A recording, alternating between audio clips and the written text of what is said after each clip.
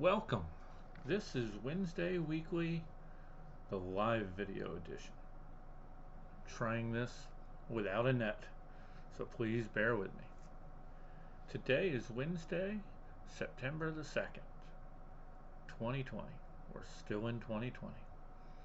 I would like to wish my father, may he rest in peace, a happy birthday. Today would have been his birthday. He passed away 20 years ago now. He would have been 93, I believe, today. So, on to the next.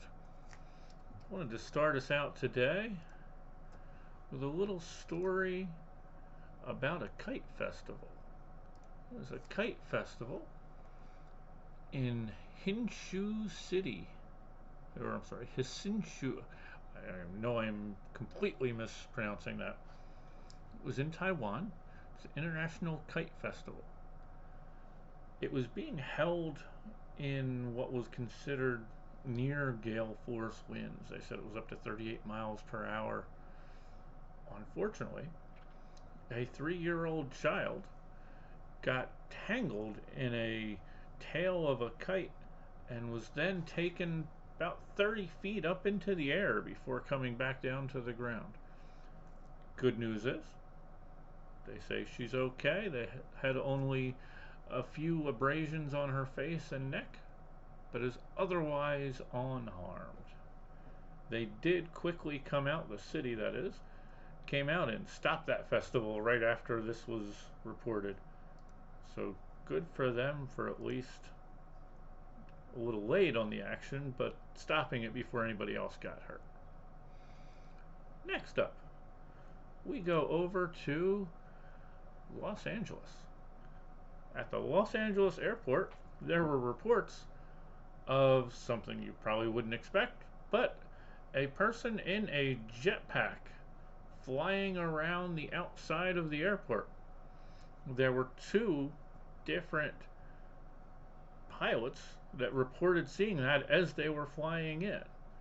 It was reported that this gentleman was about 3,000 feet in the air. That's quite a ways up in a jetpack. Nobody knows what he was doing and why. The FBI actually got called in because this is a federal crime when you're invading the airspace of an airport. And they are investigating, and at this point they really have no leads. Now let's go to Minnesota. Forgive me, I just need to get a little bit of a drink. I've still been fighting that cough from the last few weeks. A Minnesota man by the name of Joseph Grissamore set a new world record recently. This record is for the world's tallest full Mohican mohawk. It measured in at a whopping, let me show you the picture here, 42.5 inches. That's over 3.5 feet. It's got to be rough walking around with that on your head. It'll be bouncing off the ceiling and the tops of the doors and anything else. Not sure how long he's planning on keeping it. It is said that he's tried this before and was unable to get into the world record because for a full Mohican mohawk you had to have the sides of your head shaved, and he didn't want to do that for the longest time, but he finally decided to, and now he's in the record book. Good job, sir. Next we go to a video. I don't actually have the video, I just have a shot of it that was making its way around the internet, causing a little bit of a causing a little bit of a stir on both sides. Some people thought it was great. Other people said they would leave this guy immediately. A gentleman that was getting married decided to play a little bit of a prank. Seeing the video, I think the prank was more just on the guests. It seemed that the bride wasn't reacting much to this, so she may have already known what was going to happen. At the time when the minister said, "Do you take this woman in lawful marriage?" He said, "One moment," turned around and huddled with his groomsmen. After a moment, they all looked up in unison at the bride, and he walked over and said, "Yeah, I do." And everything continued. Apparently, the reactions of those in the actual church there didn't seem surprised, and other comments seem like that's kind of his nature anyway. And the bride knew what she was getting in for and didn't seem to have an issue with it.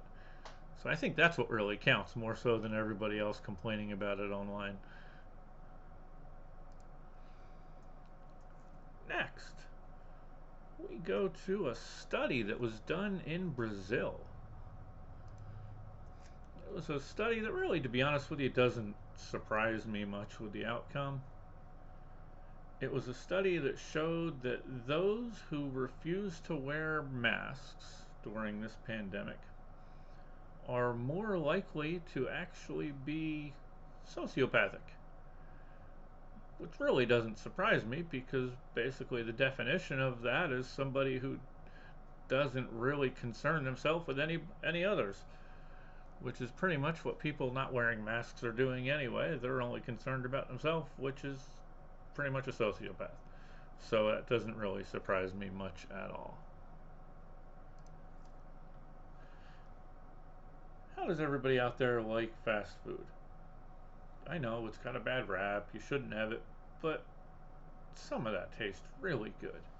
Especially McDonald's fries. I learned something recently. Something I didn't know about, but after talking to my daughter, apparently it's something that she knew and has been out there for a little while online, making its rounds. I did not know that on the back of McDonald's fries, you can actually fold that flap down and use that to put the ketchup there. No idea, never knew. I'll have to try that the next time I get them. Now I am actually kind of craving some McDonald's fries. Now we go over to the UK. There was a study conducted recently involving breakfast food. What could be one of the most important meals of the day. Forgive me for my little drink again.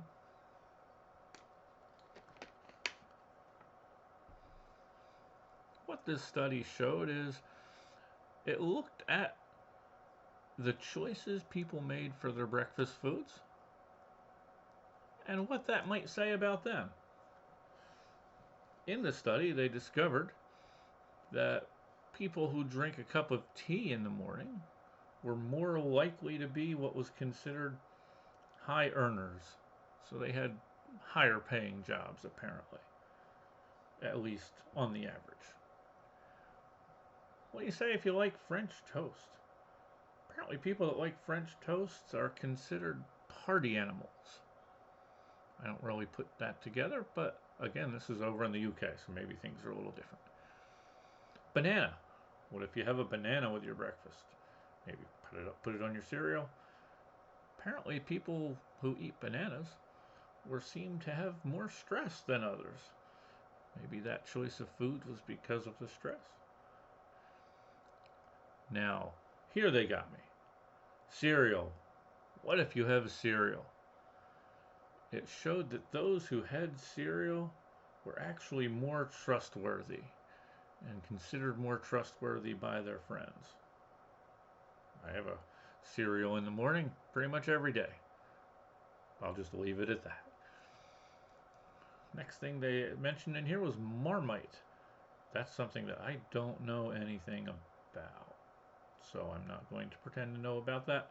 But what it showed is they were more well-read than others. The next and final thing was peanut butter was listed on there. What if you have peanut butter with your breakfast? Well, maybe you should find somebody that has peanut butter with their breakfast. Apparently, they were deemed to be much more passionate lovers. So pardon me while I go get my tea. and my cereal and my bread with peanut butter ready for breakfast for tomorrow. So where do we go from here? Here we go to the all ever famous Florida Man. Florida Man is back in the news. He is not making the shame of the week this week. That's saved for a very special shameful person, and person number B. Number B? Letter B. Whatever you want to call that. This Florida Man is a piece of work. There could be some other four-letter words you can add in there as well. It's a 32-year-old by the name of Daniel McMahon. He was sentenced to 3 years. I think maybe he should get more based on what I'm hearing he did. He was threatening the life of a Black Lives Matter activist who was looking to run for office in Virginia. He was trying to threaten him to get him to not run. That's just a lowlife. He's a lowlife. But he didn't even stop there. No, he continued on. There was a North Carolina woman who was protesting against white nationalists. Let that sink in. She's protesting against white nationalists. Nothing wrong with that. So what did he do? He threatened to sexually assault her young autistic daughter. That I can't even begin to imagine what goes through someone's mind to say and threaten something like that. I'm sorry, you have an issue with the mother and you're going after the daughter. You are a coward. Just a complete and utter coward. He's going to be doing time. This dirtbag calls himself the Antifa Hunter. He's just a jackass. He should be left behind bars a little bit longer than just the 3 years until he can learn how he can live in society with others. That's not how society should work. Okay, I'm sorry. Let's move on. Let's move on to some other sad news. Now we go for the shame of the week. This is pretty much a popular national story. I'm going to go with 17-year-old Kyle Rittenhouse. This cretin illegally took a gun across state lines to go to a protest. Broke the curfew. Just wanted to point that out because the protesters are being complained about by the anti-protesters that they were breaking a curfew. Well, so was he. And what did he do? He murdered 2 people, shot another. At least one of those I know that he killed was actually trying to stop him after he had already shot someone else. There was no reason for this. He bought into this violence preaching of that side of the argument, which seems to think this is the only way to solve a problem instead of sitting down, figuring it out, and actually solving a problem. So he gets the shame of the week. He is just a poster boy for what is wrong with things right now. But shame part B goes to a windbag from Fox News' Tucker Carlson, who basically anointed this kid a hero. This windbag was preaching about how well this little mini terrorist did because, he was being attacked. Yes, he was being attacked by someone who was trying to stop him after he already shot someone else. So he wasn't being attacked. He was being attempted to be apprehended and disarmed. to keep him from shooting others. So this windbag is just a psychotic sociopath that needs to be fired. He needs to lose his job at Fox News. He needs to be sent somewhere where nobody has to listen to his crap ever again. And he can take his followers along with him until they can learn how to live in a society. I'm sorry, I will get off my soapbox here. Let's get back to what's going on with me and my channel. This is my first time trying a live. I'm trying to do this both live on Facebook and on YouTube.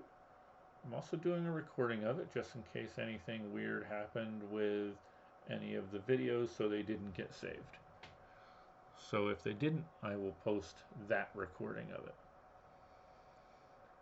tomorrow. I'd like to thank my daughter for this. I am going to be going along with her and her boyfriend, and I will be taking Evil Chicken because my wife is working, so she won't be able to go tomorrow. We are going to a drive-in concert. It's going to be in Philly. We're going to go see Smith & Myers. Something new.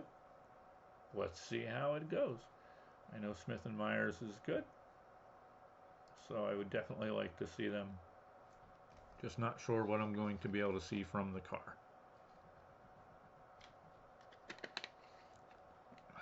Sorry about that. Also wanted to point out, I got involved a little bit with, I shouldn't really say owning racehorses or anything, because I don't truly. I am only a small part. There's a website out there that lets you get involved with a small part of an ownership. So basically I took what would have been probably a month's worth of eating out for lunches if I was still going into the office. And since I'm not, I'm just eating home, I'm saving that money. I took that money and bought a couple little shares of this racehorse. Actually, it was 4 different racehorses, which is why I did it, because it'll be interesting. I did it more not for the money, but just I thought it'd be kind of cool. It'll give me horses to watch and see how well they do. Well, the one horse that has already run, she ran one race. Her name is this beauty right here. Her name is Moonlight Dioro. She placed second in her first race. Probably would have done better if it was just a little bit longer. She had to come from the back and made it to second and was gaining on first, but it was only a 5 furlong race, so maybe if it was 6 or 7 she would have taken it. She had a little bit of an issue at the start, got kind of bottled up behind a bunch of horses and had to weed her way through. But she was supposed to race this weekend, that's why I put her up here, this past weekend. She was going to race at Belmar and was unable to. They scratched her because she had a little bit of a cough, said she's doing better now, and her next race will probably be at Santa Anita. So we'll see what happens there. Again, I'm not trying to do it to be like, hey, look, I have a racehorse, because I don't. Of that little bit of a horse up there, I might own a tiny little bit of her hoof, or her nail on her hoof, at best. It's basically just something so I can now say, oh cool, I can go watch these horses when they're on TV here. I did find that I have a station on TV that'll be able to show me them, so I'll be able to watch them and just have sort of a horse in the race, so to speak. What else is going on? I am going to be adding a few things to the EagleFan website. We're going to add a Sorin' and Scratchin' page. I'm going to use that as kind of a home page, which will then lead over to my page as well. And looking to get something set up for Evil Chicken, so he can have his little page there as well and do his blogging on there. and then we'll have something together where we'll have the home page that'll point to both of us. Still looking to get more stuff set up, so it'll be a little while. The final thing to mention is I did add a little bit of merchandise. I'm not trying to plug it here per se. I got, unfortunately I don't have it with me here. I got a mug in. I'm getting some other stuff in. I'm probably going to do an unboxing video, so to speak, and show some of that when everything comes in. Looks like it's coming in piecemeal at the moment. So that's kind of it for me. I hope everybody out there is doing well. Have yourselves a very good week and a very good weekend coming up. We have a 3-day weekend coming up for many people, at least many people in the U.S., with Labor Day weekend coming up. And spoiler alert, the weather here looks like it's supposed to be really nice. So I'm looking forward to those 3 days. See if I can get out and get somewhere and maybe do a little bit of something. If so, maybe I'll have some stuff to post on here or maybe do a video of. You might even see us tomorrow. We might do a little quick live video while we're there at the concert. See what happens. We'll definitely do a review of it. So with that said, thank you everybody for joining me, whoever made it this far. Be good to everybody out there. Keep your eyes to the sky. Stay safe and healthy, everybody. Thank you.